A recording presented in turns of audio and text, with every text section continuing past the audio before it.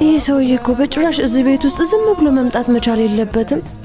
አንድ ነገር ልናደርግ ግድ ይለናል። ኦዝጊ ነች። ኦዝጊ ትፈልገዋለች።